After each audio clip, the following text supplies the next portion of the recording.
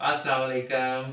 मैं हूं योगी अनवार और आप मेरा यूट्यूब चैनल देख रहे हैं yoga with Anwar. Frozen shoulders.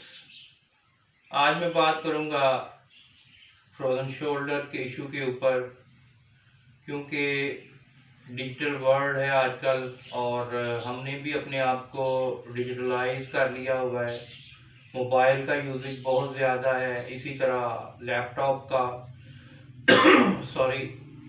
और लैपटॉप पे जब हम काम करते हैं तो हमारा जो पोस्चर है वो भी अफेक्ट करता है और इस तरफ लेके जाता है, जिससे शोल्डर के मसल सख्त हो जाते हैं, पेन शुरू हो जाती है, फ्रीजिंग शोल्डर की तरफ हम जा रहे होते हैं। उसमें सबसे ज़्यादा हमारा जो सिटिंग है और मसल का यूज़ खास तौर पे, और ज़्यादा देर तक बैठे रहना बहुत ज़्यादा इस मामले की तरफ एक रीज़न है फ्रीजिंग शोल्डर के ऊपर, क्योंकि शोल्डर की मूवमेंट कम हो जाती है। जस्ट अगर लैपटॉप पे बैठे हैं तो दिस इज योर मूवमेंट, इससे शोल्डर की फुल जो बॉल एंड सॉकेट जॉइंट की मूवमेंट है वो नहीं होती। उसके बाद अगर फिजिकल एक्टिविटी जो लोग करते हैं बहुत ज़्यादा एक्सेसिव और डाइट ठीक नहीं लेते, उनके मसल वीक हो जाते हैं, मसल में इन्फ्लेमेशन आ जाती है, स्वेलिंग आ जाती है, जिस वजह से भी पेन शुरू हो जाती है, जो आहिस्ता आहिस्ता बढ़ती जाती है और आपकी जो रोटेशन रेंज ऑफ मूवमेंट है शोल्डर की वो कम हो जाती है। इसके अलावा ज़ियाबतीस, शुगर, इसकी बहुत बड़ी वजह है फ्रीजिंग शोल्डर की।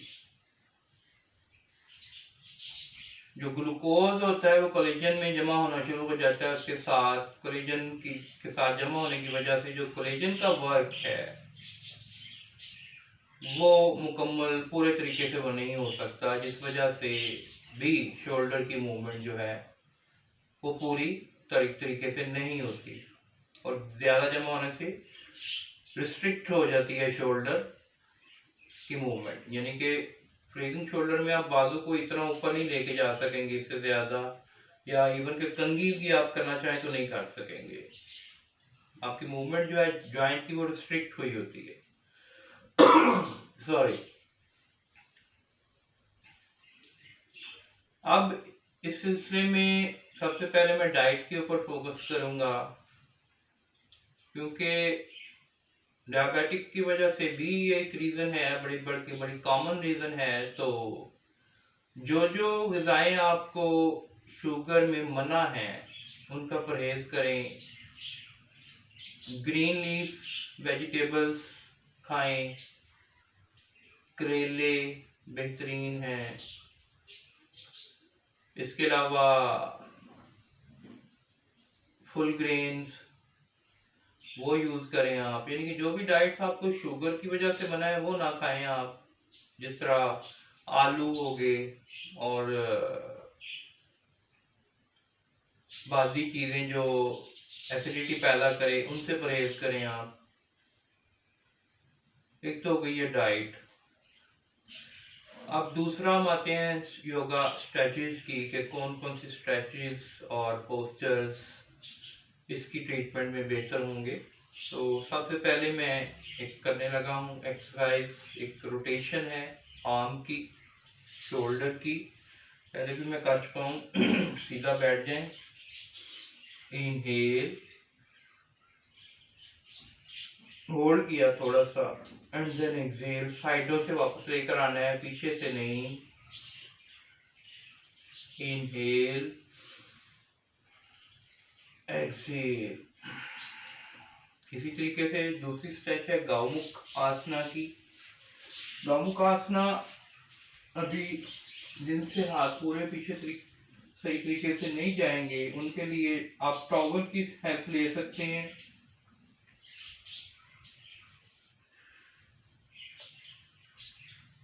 ये गौमुख आसना है और इसमें टॉवल को पकड़ लेने आपने दोनों हाथों से और मूवमेंट करनी है और होल्ड भी करना है साथ, और आहिस्ता आहिस्ता अपनी फिंगर्स को की मदद से टॉवल के और दोनों हाथों के दरमियान फासला कम करने की कोशिश करनी है। यही दूसरी तरफ से भी होगा, दोनों हाथों से बारी बारी।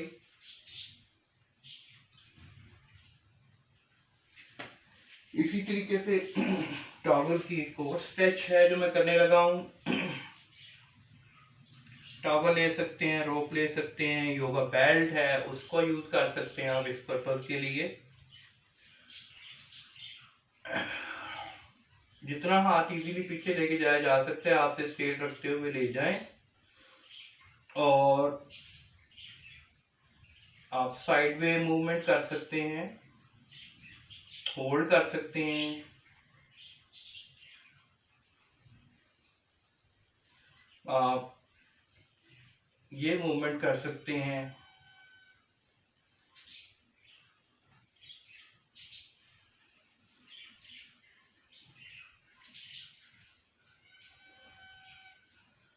इसी तरीके से जितना भी इजीली पीछे आपका हाथ जा सकता है ले जाएं और वापस। अच्छा, अगली जो मूवमेंट है पोस्चर है योगा का, वॉल स्पॉट के साथ सिंपल इस पोजीशन में आपने एल शेप में खड़े हो जाना है और बात प्रेस करना है, दीवार की तरफ पावर लगानी है।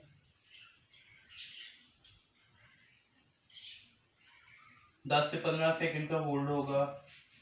इसके बाद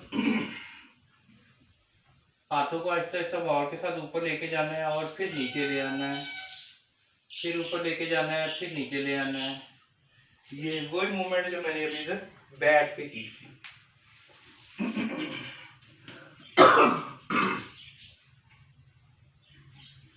अब हमारी बात हो गई कि डाइट कौन कौन सी हमने इस्तेमाल करनी है जिससे फ्रीजिंग शोल्डर में जल्द से जल्द रिलीफ मिल सके। इसके अलावा पोस्चर्स के ऊपर और स्ट्रेचेस के ऊपर भी बात हो गई। अब क्योंकि हर किस्म की जो हमारी बॉडी में पेन हो रही होती है उसका लिंक हमारे ब्रेन के साथ होता है, तो इसके लिए मेंटली और फिजिकली रिलैक्सेशन भी बहुत हेल्पफुल है किसी भी पेन को रिलीव करने में। इसीलिए शोल्डर, फ्रीजिंग शोल्डर का अगर इशू आ जाए तो उसमें भी रिलैक्सेशन बहुत इम्पोर्टेंट है। सो उसके लिए चाइल्ड पोज इज बेस्ट।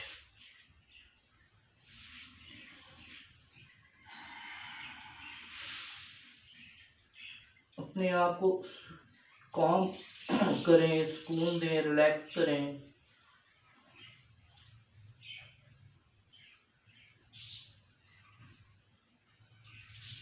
इसी तरीके से इससे भी शोल्डर टेंशन रिलीज होगी।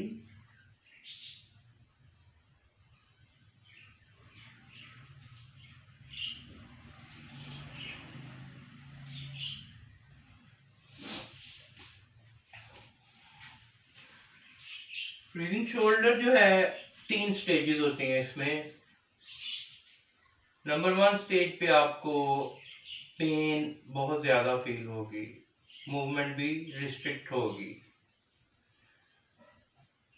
इसी तरीके से आई थिंक फ्रीजिंग स्टेज बोलते हैं इसको। नंबर 2 है फ्रोजन, जिसमें रेंज ऑफ मूवमेंट जो है वो काफी हद तक कंप्लीट हो चुकी होती है और आप कर रहे होते हैं, बट मसल्स में हार्डनेस, स्टिफनेस अभी बाकी होती है। और तीसरी स्टेज थाइंग है, उसमें आप काफी हद तक बेहतर और ठीक हो चुके होते हैं, बट ये जो टाइम पीरियड है ये 6 वीक्स से लेके 2 ईयर्स तक भी जा सकता है, depend upon the injury, the condition of your shoulder, उसके ऊपर है। और आपकी विल के ऊपर, आपकी एक्सरसाइज के ऊपर जो आप कर रहे होते हैं। अगर बिल्कुल नहीं करेंगे तो 2 साल से ऊपर का अर्सा भी लग सकता है शोल्डर्स को मुकम्मल तौर पे मोबिलाइज होने में, स्ट्रेंथन होने में और एक्टिव होने में। बेसिकली फ्रीजिंग शोल्डर जो है ये less movement off shoulder joint भी है, एक्सेस भी है। एक्सेस उस सेंस में कि आपकी डाइट ठीक ना हो, लेस उस सेंस में कि आपने इससे काम ही बहुत कम लिए हों। इस चीज को जरा समझे, क्योंकि हम ज्यादातर ऑफिस में घर में बैठ के मोबाइल यूज करना या लैपटॉप यूज करना, तो इससे शोल्डर की मूवमेंट बहुत कम होगी। डेली की shoulder movement activity, physical activity अगर आप कर लें 15-20 मिनट, आधा घंटा पूरी बॉडी की, तो होपफुली आप इस चीज से, इस इशू से छुटकारा पा सकते हैं, और बल्कि होगा भी नहीं आपको। हाँ, जिनको इंजरी हो जाती है, इंजरी के बाद अगर वो ज़्यादा देर तक शोल्डर को मूव ना करें तो उससे फ्रोजन शोल्डर हो जाएगा, जो बहुत लंबे अरसे तक जाएगा उसको रिकवर करने के लिए। इसलिए इंजरी के बाद आई थिंक रिकमेंड है वेट हफ्ते 2 हफ्ते का, वो भी आइसिंग करते रहें उतनी उतनी देर आप, या मसाजिंग करते रहें हॉट वाटर की, टॉवल हॉट वाटर जो स्टीम बाथ होता है वो लें, वो बहुत फ़ायदेमंद है। और साथ साथ इसकी मूवमेंट भी शोल्डर जॉइंट की आप करें, इसको रोकें मत। आई थिंक 7 to 10 days बहुत है रेस्ट के लिए, उसके बाद इसकी मूवमेंट आप शुरू कर दें आहिस्ता आहिस्ता। जो स्ट्रेचेज मैंने बताई हैं वो करना शुरू कर दें, आपको और भी बहुत स्ट्रेचेज मिल जाएंगी। तो इस तरीके से आप फ्रीजिंग शोल्डर से आप रिलीफ हासिल कर सकते हैं। उम्मीद करता हूँ आपको वीडियो पसंद आई होगी। चैनल को लाइक, सब्सक्राइब और शेयर करना मत भूलें। अल्लाह हाफिज़।